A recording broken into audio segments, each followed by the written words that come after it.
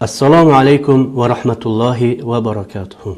Ahli sunna val jamoa aqidasi bayon qilingan diniy adabiyotlarning deyarli barchasida iymon masalasida batafsil to'xtalib o'tilganiga guvoh bo'lamiz.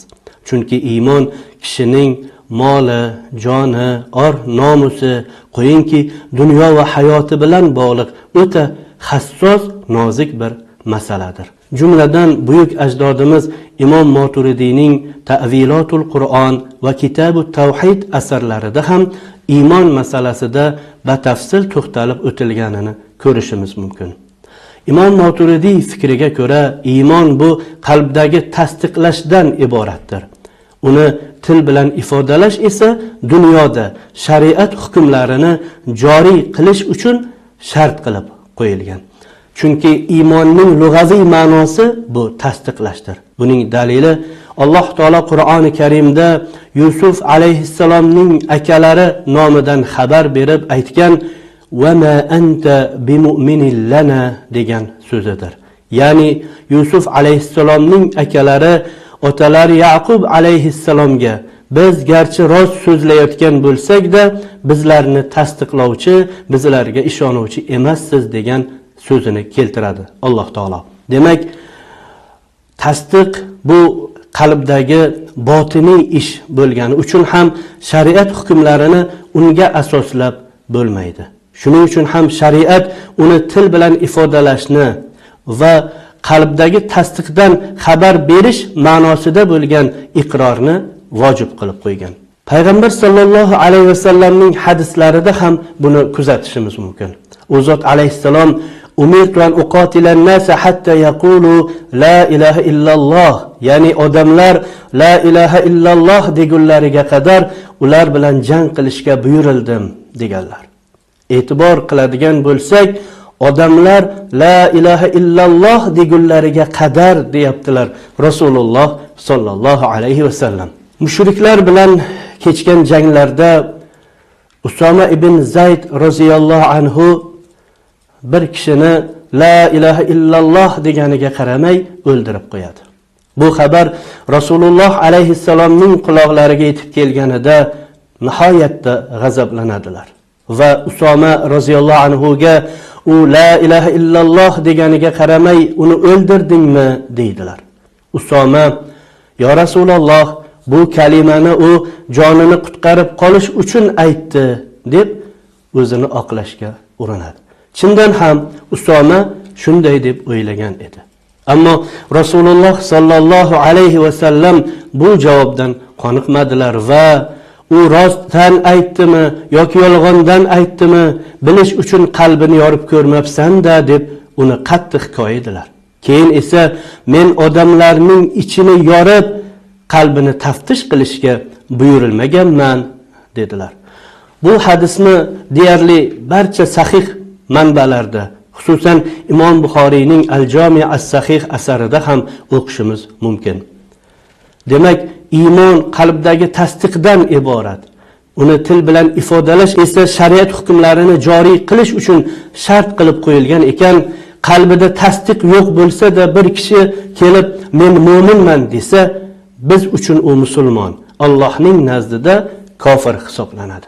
Ammo qalbida tasdiq bor-u, uni tili bilan ifodalamagan kishi biz uchun kofir, Allohning nazdida musulmon hisoblanadi. Shundan ayon bo'ladiki, iymon bu qalbdagi botiniy amaliyotdir va shariat hukmlarini unga asosan joriy qilish imkonsizdir. Amallar masalasiga to'xtaladigan bo'lsak, uning iymonga aloqador joyi yo'q. Ya'ni iymonning mazmun mohiyatiga daxldor emas.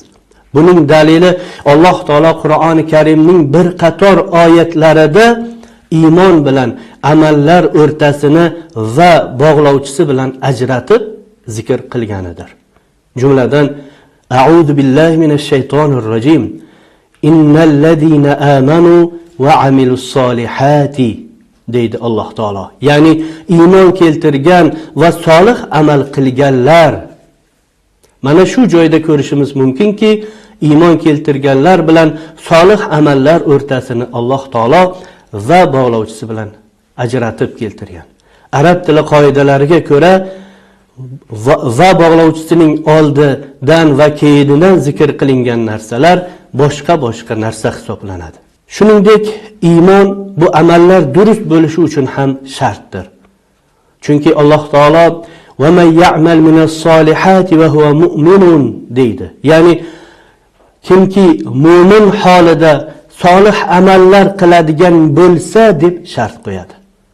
Arab tili qoidasidan kelib chiqib aytadigan bo'lsak, shart va shart qilingan narsalar boshqa narsa hisoblanadi. Amallar iymonning mohiyatiga daxldor emasligining yana bir dalili shundaki, Alloh taolo Qur'oni Karimda payg'ambar sallallohu alayhi va sallamga xitob qilib, a'udhu billahi minash shaytonir rojim. Qul li'ibadiyallazina amanu yuqimus solata deydi. Ya'ni ayting ey Muhammad sallallohu alayhi va sallam, iymon keltirgan bandalarimga ayting, namozni to'kis ado etsinlar deydi. E'tibor beradigan bo'lsak, Alloh taolo bu oyatda namoz o'qishdan avval ham bandalarini mu'minlar deb atayotganini mulohaza qilamiz.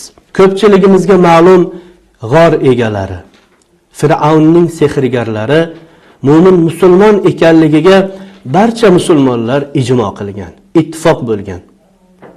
Holbuki ulardan biror bir amal sodir bo'lgan emas edi. Shunga qaramay biz ularni mu'min hisoblaymiz. Demak, bu ham amallar iymonning mohiyatiga daxldor emasligining bir isbotidir. Alloh taolo iymonning o'rnini, joyini qalbga belgilab qo'ygan. Buning dalili Alloh taoloning a'udhu billahi minash shaytonir rojim. Illa man ukriha va qalbuhu mutma'innun bil imani. Sadaqallohul azim. Ya'ni qalbi iymon bilan xotirjam bo'lgan holda kufr lafzini aytishga majbur qilingan kishilar bundan mustasnodir degan so'zlaridir. E'tibor beradigan bo'lsak, boshqa bir oyatlarda ham buni uchratishimiz mumkin. U munofiqlarga xitob qilib, "Valamma yadkhulul iymanu fi qulubikum", iymon haligacha sizning qalbingizga kirib borgan emas degan bo'lsa, mu'minlarni olqishlab, "Ulaika kataba fi qulubihimul iymana", Alloh taolo ularning qalblariga iymonni bitib qo'ygan deb zikr qiladi.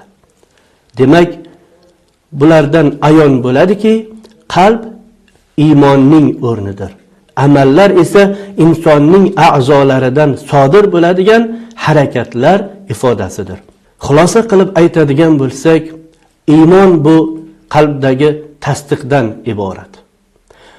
Uni til bilan ifodalash esa shariat hukmlarini joriy qilish, ya'ni unga musulmon sifatida munosabatda bo'lish uchun shart qilib qo'yilgan. Amallar esa iymonning